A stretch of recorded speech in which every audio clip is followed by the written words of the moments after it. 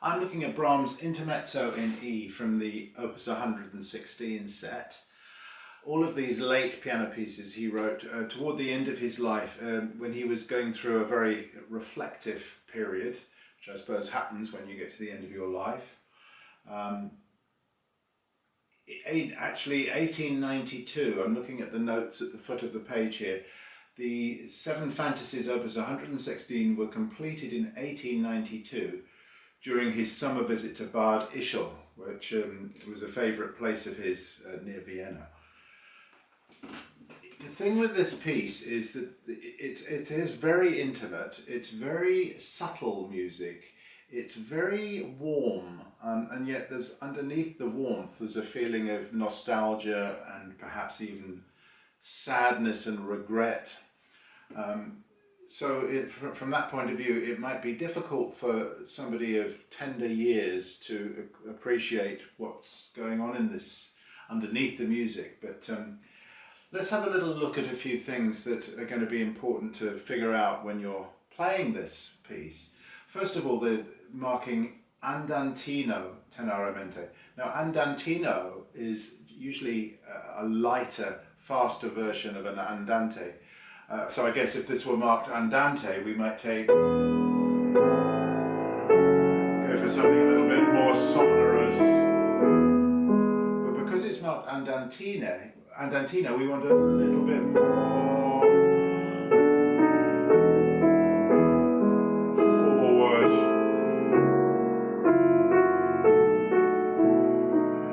The phrase structure has to be really clear. Sostenuto here, stretch it out.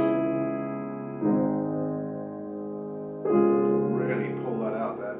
That's the first sentence, if you will. Some things to notice.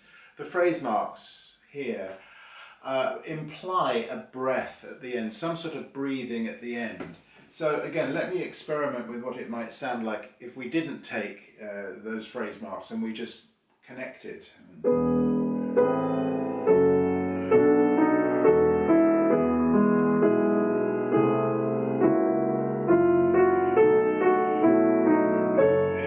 Very breathless and restless, doesn't it? So what does the phrase end actually mean? Well, it's a certain softening. Let me show you that. And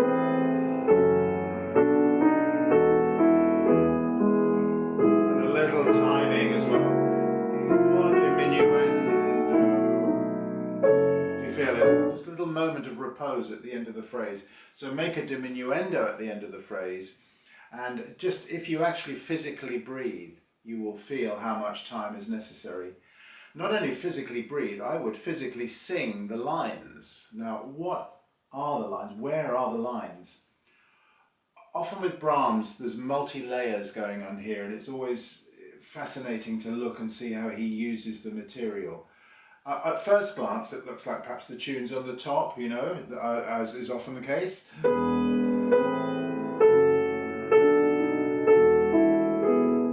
It's certainly true that this is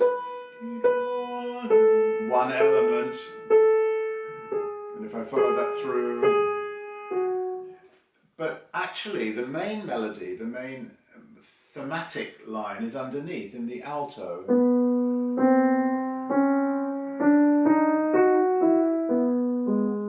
So what's going on there? A rising chromatic scale from the dominant B.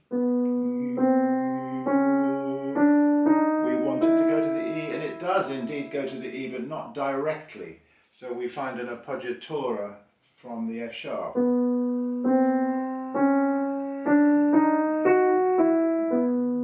And then we finish the phrase with a broken chord, the tonic chord in its first inversion, if you will.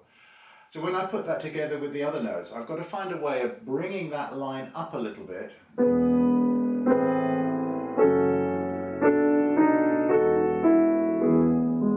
Now the line's on the top, the answer is on the top.